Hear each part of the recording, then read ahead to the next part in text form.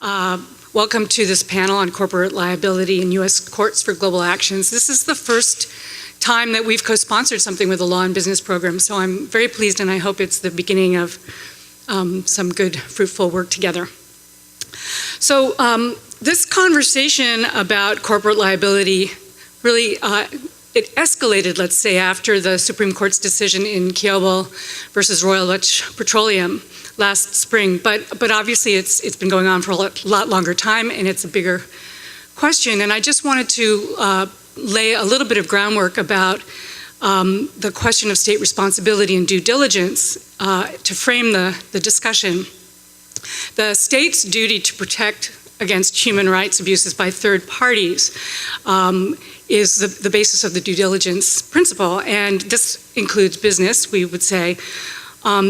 There's a corporate responsibility to respect human rights, and there's a need for more effective access to remedies.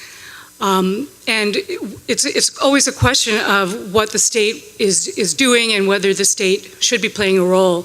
But when it comes to a state's extraterritorial obligations, the issue requires some further consideration. The fundamental question being, of course, whether a due diligence obligation can be said to extend to home states, the states of incorporation or of primary control of a company, and to regulate the activities of this company when it invests or acts abroad.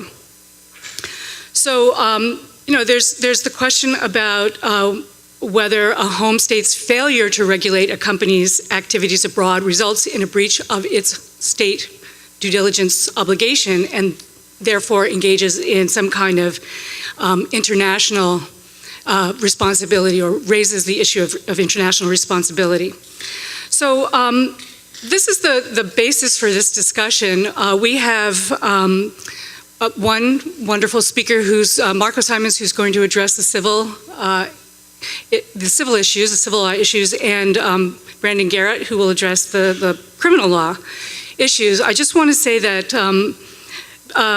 about Marco, he's the legal director from EarthRights International, and besides being founded by 3 UVA law graduates, EarthRights was the first to successfully bring an alien tort statute lawsuit against a corporation in Doe v. Unocal, that is for violations of the law of nations. The alien tort statute, of course, is a civil statute that was first promulgated under the first Judiciary Act of 1789.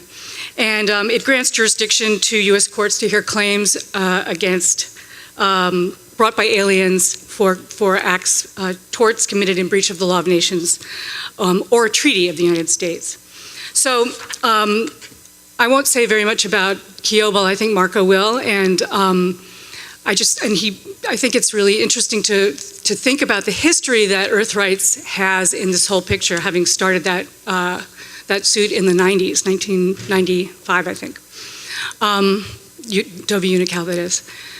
I don't think Brandon Garrett needs too much of an introduction, being on our faculty, but I will mention, to start with, that he has a new book coming out called Too Big to Jail: How Prosecutors Take on Corporations. And he'll be talking about broader issues like bribery and corruption, but also, I think, bigger issues of investment. It's interesting that EarthRights, I think, might have been one of the first to coin the slogan, too big to fail. So now we have too big to fail, too big to jail. So without further ado, let's start with you, Marco. Thank you. You're welcome. Thank you, Dina. Dina didn't mention also that we go back a long way, and when I was a law student at Yale, Dina was a clinical fellow. So it's always great to be invited here and to work with Dina, and we've worked with the clinic on a number of occasions as well. I'll say a few more words about EarthRights International. As Dina mentioned, it has a long time connection with UVA Law School, and in addition to being founded by UVA law grads back in 1995, one of whom, Katie Redford, is in the women's wall over there. We also have a couple of other UVA lawyers working for us and regularly have UVA law students as interns, one of whom is over there. Hi, Rachel. So we focus on assisting communities in asserting their rights in cases of environmental and human rights abuse around the world. And that especially comes up in the context of corporate accountability, frequently involving extractive industries and also mega projects such as dams and highways that affect indigenous communities, minority groups, other peoples who are generally not within the power structures of the regions where they live. And as Dina mentioned, we got our start, or the first lawsuit we filed was a case called Doe versus Unocal. And the situation that we were addressing there was a natural gas pipeline being built in southern Burma, which is now known as Myanmar. And at the time, Burma was under a rather brutal military dictatorship, and the Burmese army was notorious for human rights violations. And in order to build the pipeline, the Western oil companies who were spearheading this project used the Burmese military not only for security services, but also for some ancillary services such as building roads and helipads in service of the project, and in the process conscripted a number of local villagers for forced labor, and in some cases tortured, killed, and raped innocent civilians in the process of providing security services for this pipeline project.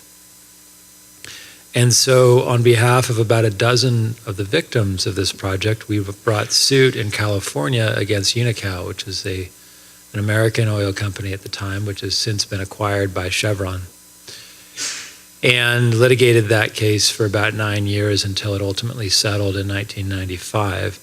As Dina mentioned, it was the first case brought under the Alien Tort Statute that was allowed to proceed against a corporation, where the courts said that this case could advance the first case to get past the motion to dismiss stage. Not all of the claims in that case were brought under the Alien Tort Statute.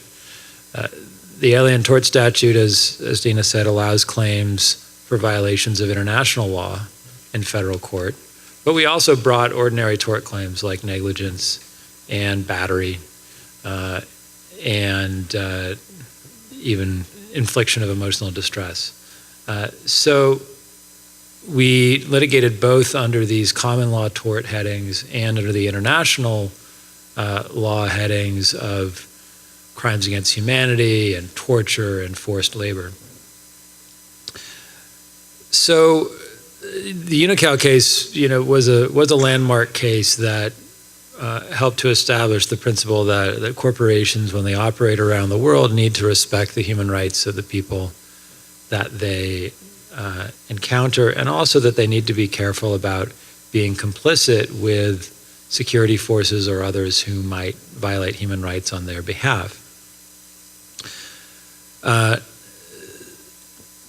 So fast forward to this year, and we get the Kiobel decision from the Supreme Court. The Kiobel case arose out of similar circumstances, this time in Nigeria, where Royal Dutch Petroleum, which is Shell Oil, was operating in a very conflict-ridden environment in the Niger Delta and faced extreme local opposition from the Ogoni people, and partnered with the Nigerian military to brutally suppress an Ogoni movement to assert their own rights. And again, some of the victims of this brutality brought suit in New York under the Alien Tort Statute. And the Kiobel case had an odd odyssey up to the Supreme Court. First, it went up to the Second Circuit on an interlocutory appeal.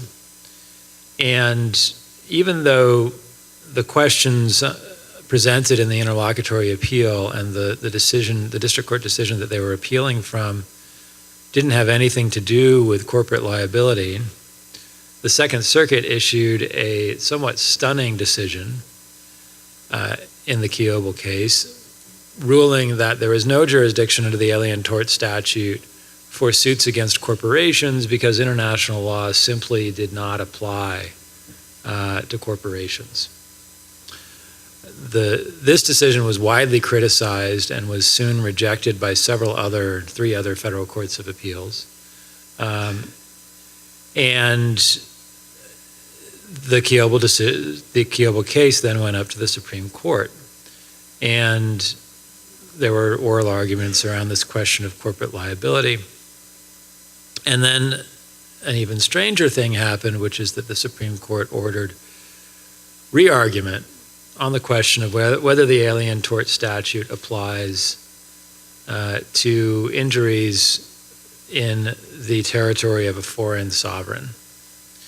And this had been an unquestioned principle in pretty much almost every alien tort case since the Filartiga decision, which was the 1980 decision by the Second Circuit, which heralded the modern usage of the Alien Tort Statute, which is an 18th century law, for human rights offenses. And the Filartiga case involved a Paraguayan family who brought suit against a Paraguayan police captain who had tortured their son to death in Paraguay and had happened to be found living in Brooklyn after those events. And since Filartiga, it had been an unquestioned article of faith for pretty much every court that considered this, that you could bring these suits in the United States without regard to where the conduct occurred. And so suddenly the Supreme Court changed the conversation and changed the question and said, we want to examine whether you can really use this statute to bring claims for injuries arising abroad. And when they made their decision this spring, it surprised a lot of people, but also confused a lot of people and is still confusing a lot of people. And so I would like to tell you what it means, but it's way too soon to do that. What the Supreme Court issued a long majority opinion going into all kinds of talk about the presumption against extraterritoriality and the history of the Alien Tort Statute and all of this language. And then in a very, very brief conclusion at the end, basically said, well, some cases arising outside the U.S. might be able to be brought under the Alien Tort Statute. But in this case, the only connection to the United States is that it's a multinational corporation that does business here, and that's not enough. So despite all this language in the opinion, the actual holding of it seems to be that a multinational corporation whose only connection to the U.S. is its mere presence here cannot be sued for abuses arising outside the United States. The lower courts have had quite a headache interpreting this and figuring out what exactly the Supreme Court meant, and there have been more than half a dozen decisions so far. A couple of courts, including the Second Circuit, have taken the view that it's a very strict presumption against extraterritoriality, and unless there is substantial conduct within the United States, that there cannot be a suit under the Alien Tort Statute. There are a variety of cases that have been allowed to proceed since then under various rationales. So, for example, there was a case involving the embassy bombing in Kenya, and the court there determined that this was an attack on the United States and was sufficiently related to U.S. interests that the lawsuit arising out of that attack could proceed in U.S. courts. There was another case involving a U.S. citizen who has been very active in persecuting sexual minorities in Uganda. And the court there found that because the defendant was a U.S. citizen and because some of his actions took place in the United States, that that was enough for the case to proceed after Kiobel. There was another case where the court found that the defendant, even though none of the actions occurred in the United States and the defendant was not a U.S. citizen, he was a lawful permanent resident here. And that was enough for the case to proceed. On the other hand, there was another case arising out of torture at Abu Ghraib prison in Iraq against a U.S. defense contractor who allegedly participated in the torture, where there were U.S. personnel involved in a zone controlled by the United States and within the U.S. military chain of command, and the suit was against a U.S. corporation, and the court there said that wasn't enough. So I would like to tell you what it means, but for the moment we don't really know. There are a number, I count at least 6 cases pending before different courts of appeals at the moment that'll tell us more. So aside from the Alien Tort Statute, where does that leave us? I mentioned that in the Doe v. Unocal case, in addition to the Alien Tort Statute claims, there are also common law tort claims. And there's no barrier to bringing those now. In fact, we continue to litigate transnational or international cases under common law tort theories, and we intend to keep doing so. There's no, people have sometimes looked at the Alien Tort Statute and said, oh, this allows claims to be brought from anywhere in the world into U.S. courts. And that was never a unique feature of the Alien Tort Statute. That has always been the case under U.S. law. It goes back to principles of English law. It was confirmed by the Supreme Court in the 19th century that, generally tort claims are transitory. They follow the tortfeasor wherever they are. If you can get personal jurisdiction over the defendant, you can sue them here for anything they've done anywhere in the world. That's just the basic transitory tort principle. And so suing someone here for an abuse that occurred in Burma or Nigeria is not at all unusual, and we don't need the Alien Tort Statute to do it. So we can continue bringing these cases under ordinary common law theories. The fact that we can do that may underscore the short-sightedness of the Supreme Court's opinion, because the effect of the Kiobel decision may be to push some of these cases out of federal court and into state court, which is not necessarily the best result for complex international cases that could raise potentially difficult foreign policy questions. But there are a lot of other frontiers in the campaign to hold corporations accountable to their victims for international abuses. And in recent years, our organization has gotten involved, and a lot of other people have gotten involved in other actions around the world. So this is both transnational actions in other countries. So, for example, there's been increased activity in Canada, in the UK, and in the EU against their corporations for injuries that they are accused of arising in other countries. In the United States, one of the big hurdles to hearing these cases in U.S. courts is often the doctrine of forum nonconveniens. The EU, in that respect, although not in many other respects, is a more favorable place to litigate, because under the Brussels regulation, the EU has basically eliminated the doctrine of forum nonconveniens for all EU countries with respect to EU corporations. That means is you cannot dismiss a case against an EU corporation, a corporation headquartered in the EU, no matter where the lawsuit arises. It's not a defense to say that it's more appropriately litigated somewhere else. That continues to be a barrier in the United States, of course. There are also a number of lawsuits that have been started in the countries where these abuses occur. Now, that's often quite challenging, especially if it is in a zone of conflict or something. But, for example, in Nigeria, there are domestic lawsuits now against the oil companies that have been proceeding in the courts there.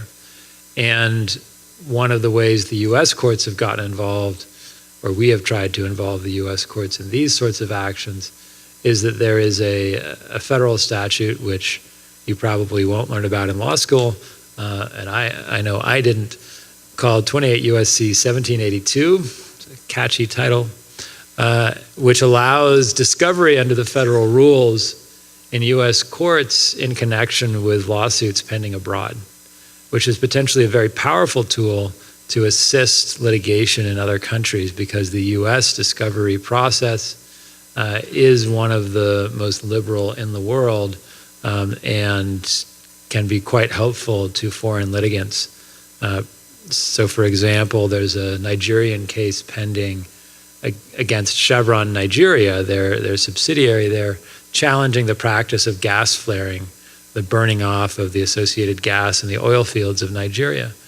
And so we've brought a discovery petition under this statute against the Chevron parent corporation to try to get some information to assist in that lawsuit, because doing it through the Nigerian procedures is quite difficult, if not impossible. Another new frontier is that there may actually be new legislation coming, or new uses of old legislation. And at the federal level, nobody expects anything to happen anytime soon. But there are 50 states, and some of them have legislatures who will pass almost any old thing. And some of them have passed laws in the past. For example, the Alien Tort Statute itself was based on a previous statute passed by the state of Connecticut, which allowed suits in Connecticut courts for violations of international law. That law is still on the books.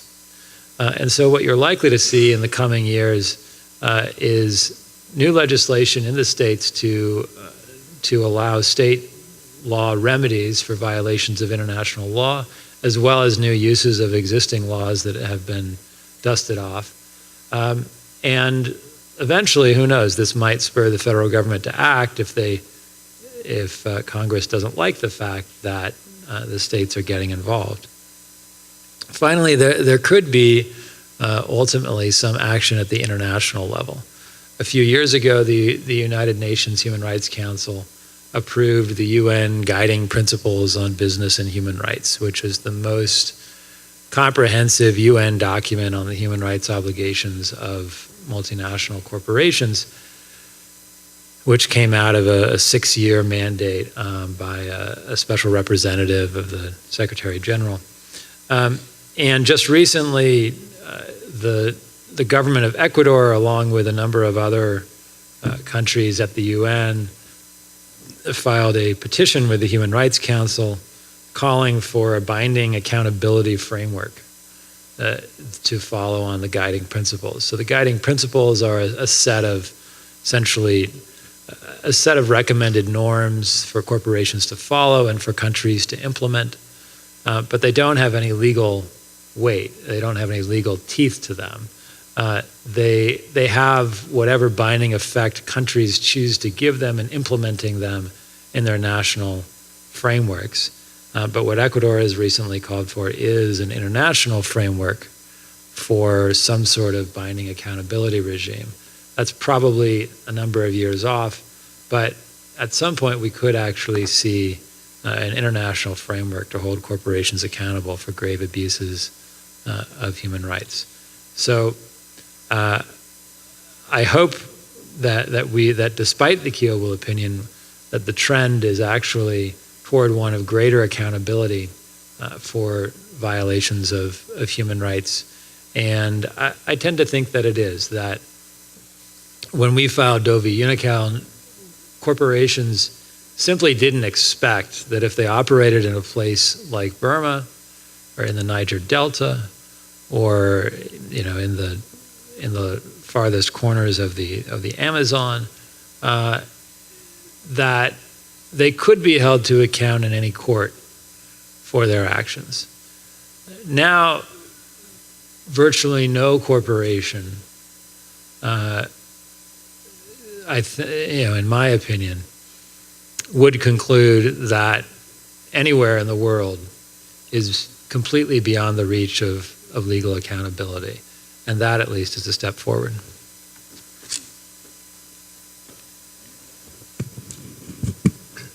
Hello, I'm going to stand up a little bit. I'm going to talk about something different but related to what Marco just told you about. I'm not going to talk about human rights, but rather criminal accountability in the United States for acts abroad. And these are not prosecutions for human rights abuses, but they involve the issue of corporate compliance and the types of due diligence requirements that Dina Hurwitz began by describing, and which we might talk a little bit more about afterwards. And some of the cases look like some of the cases which could be framed as human rights cases brought by victims, but instead these are cases brought more directly concerning environmental violations in the US, or also mega projects abroad, where the case is about bribery concerning the project, or business practices like fraud or antitrust. But there's, even though a securities fraud, a white collar case might seem pretty far removed from human rights, the same kind of accounting that you want in place to prevent fraud or foreign bribery might be the same kind of compliance that would prevent money laundering to terrorist groups, or corruption that also involves payments to groups involved in human rights abuses. So there may be some connections just in terms of the type of compliance you do to prevent white-collar violations and maybe similarly human rights violations. So what I wanted to talk about was a case just to illustrate how U.S. prosecutors go about prosecuting companies, and foreign companies in particular. So I have a little video clip and some slides that I'll show you. I'll try to not to show too many of them in detail, but let's see. Here we go. So I have a book, but you can't get it. I'm still working on it. Maybe next year. The guy I'd like to talk to you about is the banker who worked at a German multinational company called Siemens, which is involved in all sorts of projects ranging from the types of mega projects that Marco described to making, coffee makers, household appliances. He wasn't really a banker. He was a illicit banker. So here's my little video clip. Oh, wait a minute. It doesn't want to play my video clip. Maybe if I do this, it'll play the video clip. Here we go. Customary in nearly all business units of Siemens. Paying bribes was customary in nearly all business units of Siemens. Reinhard Sikacek was in charge of part of Siemens' massive billion-dollar international bribery operations. I was a true Siemens man for sure. I was known as the keeper of the slush funds. We all knew what we were doing was illegal.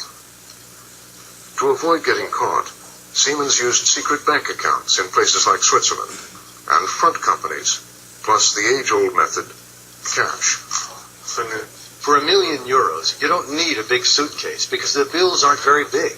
A briefcase is enough. 200,000 euros isn't so much that you couldn't carry it in your coat pocket. So very helpful advice. And here are those quotes. He later talked about how he never thought that he would get into trouble because this was part of established business practice at Siemens, and that he never thought he would go to jail or get in any particular trouble. This was just his job to keep the slush fund and make sure that money made its way through these bank accounts or through suitcases of cash to different consultants that Siemens hired around the world to help get government contracts for really big deals. And when he finally did go to jail, although he cooperated and got a kind of a light sentence. Hear more about the banker in a minute. In the United States, unlike to some degree in Germany, although the EU is moving towards more forms of corporate liability, and some countries have a version of it, in the US there absolutely is corporate criminal liability in federal courts at least. There had always been some discomfort with the concept, and this is everyone's favorite quote in the area of corporate criminal liability. Can you really hold a corporation morally responsible? It's not really a moral agent in any way. It's an artificial legal entity. And the approach in the U.S. in federal courts, dating back to this Supreme Court case in 1909, is not really to hold the corporation morally accountable in any literal sense, but to impose a derivative liability on the company. Basically, a company under the doctrine of respondeat superior is liable for the criminal acts of its agents if they're done for the benefit of the company in the scope of their employment. So it's a very, very broad corporate criminal liability standard. And if there's anything that you all know, even not having taken federal criminal law with me, about federal criminal law, it's probably that there are a lot of really broad federal crimes, which gives you as prosecutors a fair amount of power to go after companies should they so desire.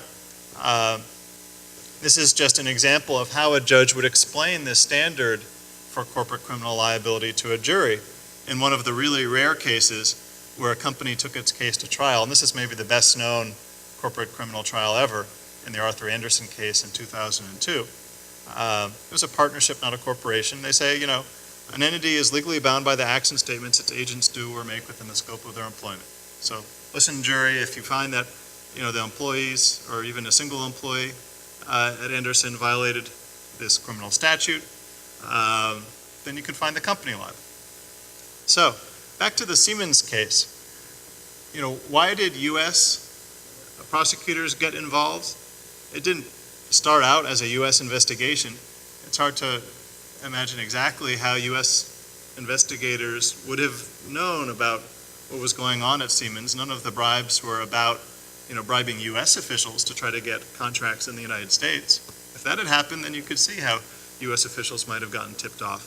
Instead, it was banking regulators in the small Republic of Liechtenstein that noticed something funny.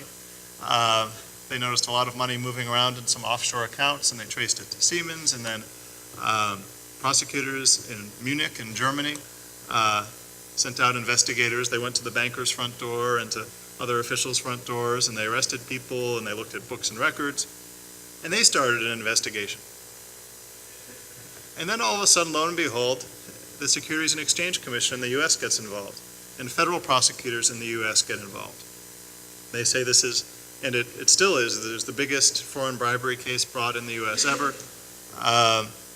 This is one of my favorite parts.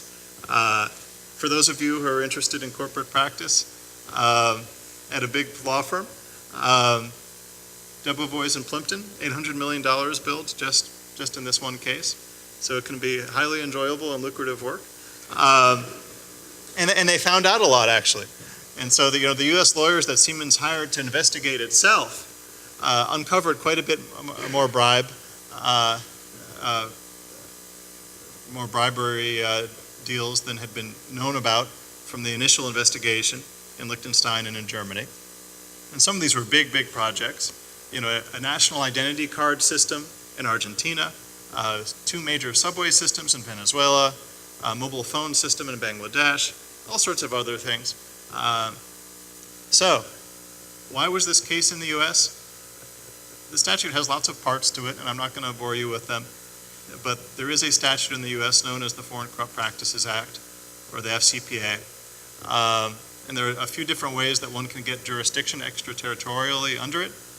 One of them is if the company is an issuer or lists stock in the U.S. And Siemens did so. They said, the statute talks about corrupt making of payments or gifts and the like to foreign officials to try to influence them. And there's a separate provision which also says that companies that have stock listed in the U.S. have to keep accurate accounting provisions. And this is more of a due diligence requirement, right? They have to maintain accurate books and records and also have sound internal accounting controls to make sure what is in those books and records is accurate. Now, obviously, your books and records aren't accurate if you're paying a lot of bribe money on the side, which isn't reflected. Now, it could be that you would accurately report your bribes and have, a bribery account, but then you'd be, openly violating U.S. law, and that, might not be advisable. And in fact, at Siemens, they weren't reporting the bribe money. They would have big cash drawers. There was a lot of cash floating around. So, even bigger picture, more and more companies big companies are being prosecuted, although the number of companies prosecuted in the U.S. has remained somewhat the same, actually, as far as we know over the past few decades. Not that many corporations or other organizations are prosecuted in federal court each year. We're talking about maybe 200 prosecutions a year. But the size of the fines in these cases has really changed, especially over the last decade or so. There was a big jump in 1999 when a few of the really big early international antitrust cases were brought all at once. Average fines have also gone up. One part of this trend, a significant part of this trend, is the size of cases brought against foreign corporations. Now, obviously, foreign, domestic, you could have a domestic company that's really multinational and does work all over the world. That's somewhat artificial.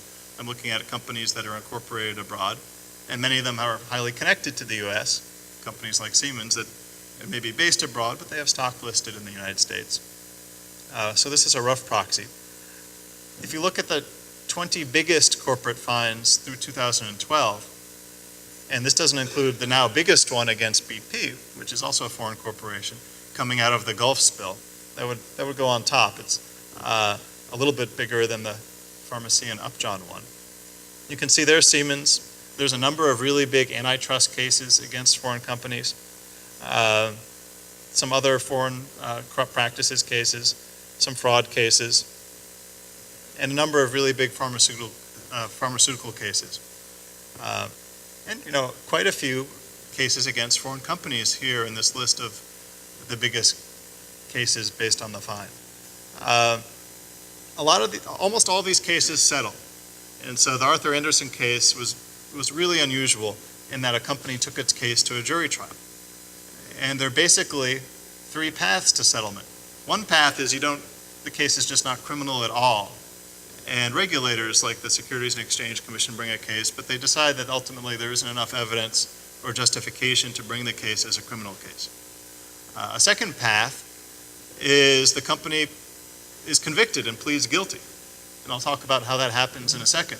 A third path is a sort of a quasi-criminal agreement called a deferred prosecution agreement, or sometimes they're framed as non-prosecution agreements, which are slightly different. It's abbreviated here as a DPA. And increasingly, the really interesting companies, the big public companies, receive these more lenient agreements where they aren't convicted. Interestingly, though, foreign companies tend not to receive these as much. These are often the biggest companies that get these more lenient deals. More lenient, at least in the sense that there isn't a conviction. The fines might be just as big, the other terms might be just as stringent. A lot of these cases are brought by the Department of Justice itself as opposed to the other offices. So if you look at the different crimes, there's just a whole range of different crimes that these slightly more lenient agreements involve. Kickbacks, money laundering, some immigration offenses, a lot of fraud, a lot of foreign corrupt practices cases, though, involving this foreign bribery stuff. This is how federal prosecutors are supposed to decide whether it's worth bringing charges against the company. Because obviously there are a lot of individuals prosecuted every year in federal court, including for white-collar offenses. And so there's a question, okay, if you prosecute the employees, is that enough? Is there a separate reason to hold the company accountable too? And so for some time there's been this memo listing factors that you're supposed to consider if you're a federal prosecutor to decide whether corporate accountability is worthwhile or not. The first few factors just have to do with, well, was there serious wrongdoing at the company? Is this a really bad crime? Were a lot of people at the company involved? Does the company have a prior history of being up to no good in this area? The next factors, though, relate to how the company behaved. Did it tell you about it? Now, obviously, Siemens did not report itself to U.S. prosecutors. The bribery was on a pervasive scale, but what we'll find out in a minute is that they did actually cooperate pretty extensively once they were reported. Did they have good compliance? Were they making a lot of efforts to stop this from happening? Were these, a couple of sneaky rogue employees, or was there a larger problem with the company's culture in some way that explains why the crimes happened? And then what has the company done since to try to prevent this from happening again? So finally, prosecutors also consider, well, would there be other negative consequences to prosecuting the company? Would doing so harm a lot of innocent employees? Would they lose their jobs? Is it enough for civil regulators to do this without prosecutors being involved? These are the crimes that foreign companies were in particular prosecuted for. Lots of antitrust, a fair number of environmental cases, including a lot of cases involving dumping at sea, a lot of foreign bribery cases, and a bunch of other things too. So, Siemens pleaded guilty, as well as 3 subsidiaries in federal court. And that's an interesting plea hearing, because during a plea hearing, normally the defendant is there personally and allocutes and explains that he agrees that he did something wrong. Obviously, a corporation can't do that, so it begins by saying, I'm a member of the managing board of Siemens and the general counsel, so he's the one who's going to basically accept the conviction on behalf of the corporation. The judge says, okay, you've been authorized to do this, and he says, yes. Do you understand the nature of the offense, or does the company understand the nature of the offense? Yes. So they're asking a lot of the same questions that you ask a regular criminal defendant. Some judges actually get upset if the CEO or someone really high up doesn't get sent in person to be there during the plea hearing. And so the judge does ask, Siemens paid a fine that was far below what the sentencing guidelines might recommend. So the judge says, well, why is this fine so low? The prosecutor says, well, but they've done extraordinary things to cooperate. After all, they paid a New York law firm an awful lot of money to investigate, and so they've done a lot of things to hire new employees and to make sure this doesn't happen again. And so he talks about the extraordinary efforts to cooperate and share information that they've uncovered in their own investigation. I mean, obviously, the small group of lawyers at the Department of Justice that does these foreign bribery cases cannot spend $800 million hiring accountants and lawyers around the globe to uncover this information. This investigation would only have been possible with the corporation doing it itself. So the judge says, okay, seems fair, and that was the end. The company was convicted. There was a fair amount to that conviction. There was a big fine. And it was interesting, about half the fine was a U.S. fine.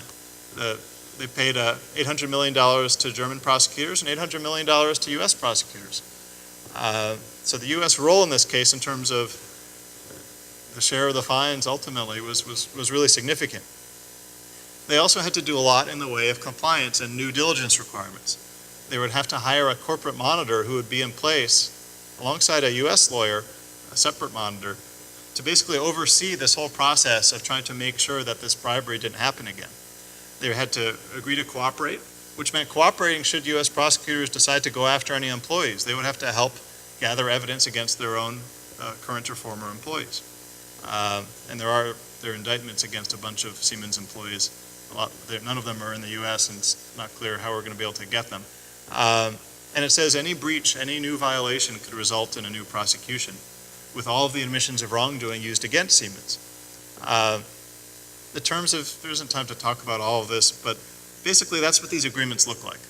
The better ones, at least, have monitors. They require detailed compliance reforms. Then they're the ones that don't require that, and you wonder, what is the agreement for?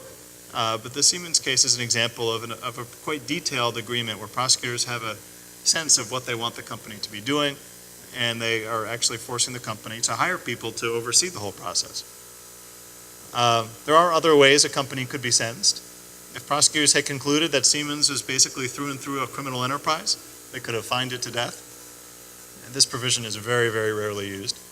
If a company doesn't have much in the way of assets, a lot of companies prosecuted aren't that big, then they can pay what they can.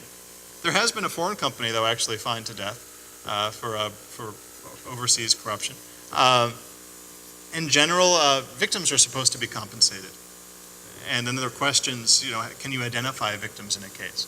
But certainly in environmental cases, if there are communities where people were ill, or in the BP case, if there's an explosion or it looks like a tort where there are victims are supposed to be compensated first before any fine is paid. And then there's this whole very messy framework for deciding how to punish an organization. And it raises really complicated issues about how do you think about punishing a corporation. They look to, basically how bad was the corporation? How do you tell? How involved was management? Did they violate prior orders? Did they obstruct justice? And then they mitigate, saying, actually, if a company has good compliance, if they reported themselves, if they cooperated, then we should cut them a break and maybe reduce their fine quite a bit. And so the guidelines for sentencing corporations are flexible, and they take into account characteristics of the whole organization. They don't look like the sentencing guidelines for individual defendants, where all you care about is sort of the base level of the offense and the person's criminal history, with very limited opportunity to change that. In general, the idea of sentencing corporations under the sentencing guidelines in the federal system is supposed to take into account this idea of corporate good citizenship, best practices. We want to encourage companies to detect crime themselves, to report crime themselves, and to do due diligence and have compliance so that they can prevent crime themselves in the future. I'll flip through a lot of this. So Siemens actually did do quite a bit above and beyond actually what they were required to do when they pleaded guilty. They cashiered almost all of their top leadership. There's their new CEO. Their old CEO wrote a very disgruntled memoir. But they actually replaced most of their top managers, over half. They created a gigantic new compliance department with more than 500 full-time staff. A lot of the things they did really were so above and beyond the call of duty. I don't know of any U.S. corporations that have been prosecuted that did this much in response to a case like this. They brought in auditors from a fancy accounting firm to develop a whole new anti-corruption toolkit. And interestingly, they're also trying to enter these agreements, and they have, with their competitors. And normally, like sitting in the same room with competitors raises criminal liability concerns, right? Antitrust concerns. But they say that we're talking with other industry players to make sure that we all follow anti-corruption norms, to make sure no one pays bribes. And the CEO has given big speeches about how their culture has changed. I had a long talk with their corporate monitor, who is a very prominent person, former finance minister in Germany, Dr. Theo Weigel. And they actually kept him on longer because they thought he was so valuable. And from the outside, no idea how effective this all was. The company certainly describes making enormous changes, which seemed like a long ways from the days of the banker, where it was just open practice to carry suitcases of money around the world to get big contracts from foreign governments. But to end with the banker again, who isn't happy about his experience, having been prosecuted in the end, he leaves us with the words that the 11th commandment is don't get caught. And obviously, we have no idea whether the efforts by U.S. prosecutors, who can't bring that many cases, they certainly can't bring as many cases as human rights groups and civil law firms like Marco's firm can bring. They have limited resources. Who are they not catching? Does bringing a couple of really big cases like the Siemens case send a message to other companies that they better reform their practices? Hopefully it does. Obviously, industry literature talks all about these cases. White-collar firms, big firms talk all about how you would better comply, otherwise you will end up like Siemens. But that's the open question, is what is the deterrent impact of taking these cases criminal? So thanks very much, and I'll stop talking and look forward to your questions.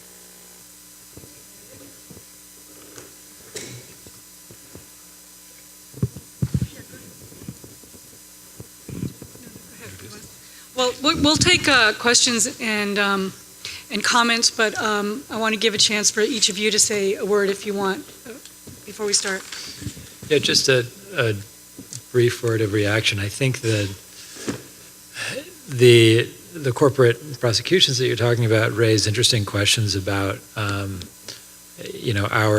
national priorities, in the sense that Royal Dutch Shell was in exactly the same situation vis-a-vis the United States as Siemens, in the sense that both are listed on the New York Stock Exchange, both are foreign corporations with a large multinational presence with U.S. subsidiaries and such. But Siemens' only connection to the United States is that they do business here and are listed on the U.S. stock exchanges. And so while we have a law that allows criminal prosecution in the United States for extraterritorial bribery by a foreign multinational, if the same corporation engages in crimes against humanity, we let them off, essentially. That's basically what the Supreme Court held in the Kiobel case. There was a hearing in the Senate Judiciary Subcommittee on Human Rights a few years back when Senator Durbin, the chair of that subcommittee, made this point and said that he thought that it was a bit incongruous that we criminally penalize extraterritorial bribery but not extraterritorial human rights abuses or environmental crimes.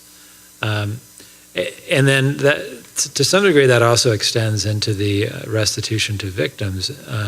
You mentioned that corporations are supposed to provide restitution to their victims, in these sorts of deals. One of the cases that we're litigating right now came partly out of a U.S. criminal prosecution, which is the Doe versus Chiquita case, where Chiquita, the banana company, for many years was paying millions of dollars to paramilitary death squads in Colombia.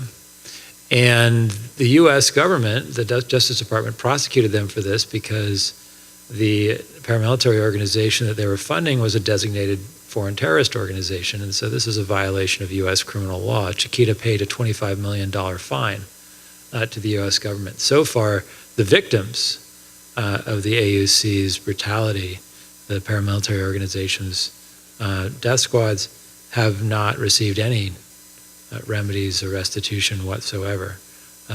So there are some disconnects in how our government approaches both the kinds of offenses that we deem fit to punish, as well as the modes of punishment and remedies that we impose. Thanks, Marco. We'll just open it up, okay? Comments? Questions for either? Or we can just talk more. One response to one of the things that Marco said. Can you pull the... Sure. I certainly agree. There is a lot of unevenness to when federal prosecutors decide to try to compensate victims or not. And judges haven't taken a very active role in making sure that the guidelines are followed and victims get restitution when they're supposed to. On whether doing business here is enough under crimes like the FCPA versus in civil cases, well, for one thing, judges are always going to be much more deferential when it's a prosecutor bringing a case, because you can say, well, this is absolutely U.S. interest. It's the federal government prosecuting a crime. But another connection is that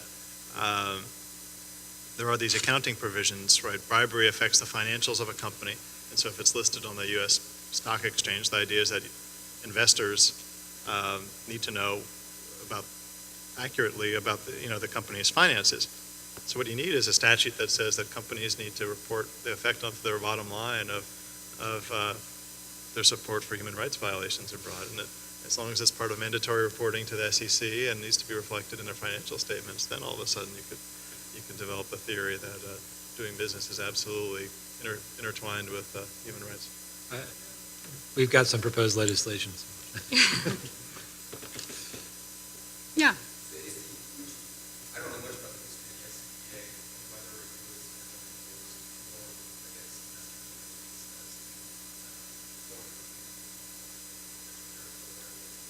but as the push for extraterritoriality enforcement against foreign companies like Siemens being an approach maybe from domestic corporations that wanted to There was definitely a level playing field concern. The FCPA wasn't enforced much against corporations for a few decades after it was passed. And actually the original concerns that led to the enactment of the statute in 1977 were really totally different concerns. There were concerns, it was post-Watergate concern that there were foreign companies, among others, also domestic companies, that were giving money illicitly to the Nixon campaign. So, absolutely about domestic politics and domestic bribery. But as that was investigated, it was uncovered that companies had slush funds generally that they were using around the world for all sorts of purposes. And a lot of companies basically self-reported and got amnesty in the investigations that surrounded the enactment of the law. But the law has been amended a number of times to broaden its extraterritorial reach. And the increased comfort with bringing cases against foreign companies may also come from international treaties that were signed in the late 90s. It certainly could have created more tension for a case like the Siemens case to be brought before Germany had signed those treaties and when payment of bribes by German companies was absolutely illegal and permitted under German law. Once it became illegal in Germany too, there was far greater comfort among U.S. prosecutors with bringing the case. And that's been an interesting story in the FCPA as well. More countries have passed laws that mirror the U.S. law, or even toughened their laws because they would rather their own prosecutors bring the case than U.S. prosecutors get involved. And so the UK has passed a new Bribery Act, and it says it's going to be more aggressive about going after these cases now. So the U.S. approach is sort of is being proselytized. But you absolutely did hear the concern from U.S. companies that this is going to kill us if our competitors can all get away with paying bribes. They're going to win these contracts, and there's going to be. It's not going to help reduce corruption in the world. It's just going to hurt U.S. business. So that's a frequently expressed concern. I want to jump in with a question myself. It seems to me that after Kiobel, international law itself seems to be a little bit of a casualty because the discussion here has been mostly about strengthening and using domestic law. And of course, the Alien Tort Statute talked about the law of nations or a U.S. treaty, right? So maybe both of you could address, well, in your case, Brandon, you just mentioned some reliance on some international treaties. So perhaps both of you could talk a little bit about what will come of, what's the effect of international law and the force and the implementation of international law in the future. I can just briefly say I don't teach international law. I have no business talking about this. But in the areas where you see U.S. prosecutors bringing more prosecutions against foreign companies, they have to rely on cooperation of their colleagues abroad. Just like in the Siemens case, there was cooperation with the prosecutors in Munich. Just in terms of getting documents, getting extradition of people if they want to prosecute individual defendants. And so there are mutual assistance treaties that are important, but also just treaties in the sense that U.S. prosecutors may want to avoid conflict with contrary foreign law. And so I mentioned treaties surrounding corruption in the bribery context. There are a lot of efforts in the antitrust area, cooperation agreements and the like, which have made it easier to bring those cases in cooperation with prosecutors around the world. And I mentioned this big category of ocean dumping cases. There's an international treaty about ships and wastewater from ships, which was part of why the U.S. became so aggressive in enforcing that. So treaties have played a big role, as well as other cooperation, softer cooperation with foreign countries, and seem to really influence U.S. prosecutors in their willingness to bring these cases against foreign entities. So I think one of the interesting things here that these cases show is that there's a kind of dialogue between domestic law and international law in these areas. And so in the FCPA context, the fact that the U.S. had criminalized extraterritorial bribery a long time ago, the U.S. was a leader in this area, and this led in no small part to the feature of the corruption convention that requires parties to that convention to criminalize bribery by their corporations in other countries. So that is now, whereas when the U.S. passed this statute back in 1977, it was an outlier, and it was seen, in some ways as outrageous for the U.S. to criminalize the actions of not only its own companies but of other multinationals, doing business in the U.S. listed on U.S. exchanges, their actions outside the United States. Now that that norm is actually required by international law. In the human rights context, this dialogue has played out in a different way. The U.S. Had been seen as a leader in some ways in accountability for international human rights abuses. That has been, that status has been diminished somewhat by the Kiobel case. But the Alien Tort Statute was always unique. It was not unique in the sense that it allowed claims to be brought here for violations in other countries. What was unique about it, and still is, but what's always been unique about it is that it does not define the torts that can be brought. It says you can bring torts for violations of the law of nations, which is otherwise known as customary international law. And that is a feature that, as far as we know, has not been replicated in any other legal system. And so I think part of what's going on here is that courts are somewhat uncomfortable with dealing directly with international law. They're far more comfortable when Congress decides to implement international norms. So there are many countries around the world that actually allow civil suits for violations of international law, but they do it through statutes that provide penalties for torture or for crimes against humanity or war crimes or genocide, for example. And that has typically, historically, been the way that international law has been enforced. As a side note, one of the major errors of the Second Circuit's decision in the Kiobel case, which determined that corporations were not subject to international law, and the Convention on Corruption is actually a counterexample showing that corporations are very much subject to international law. But one of the grave errors there was that the court looked at the history of international prosecutions in the sense of prosecutions by international tribunals, and said, well, you couldn't prosecute corporations at Nuremberg, which is debatable whether they could or couldn't, but they didn't in any case. They didn't prosecute corporations at Nuremberg.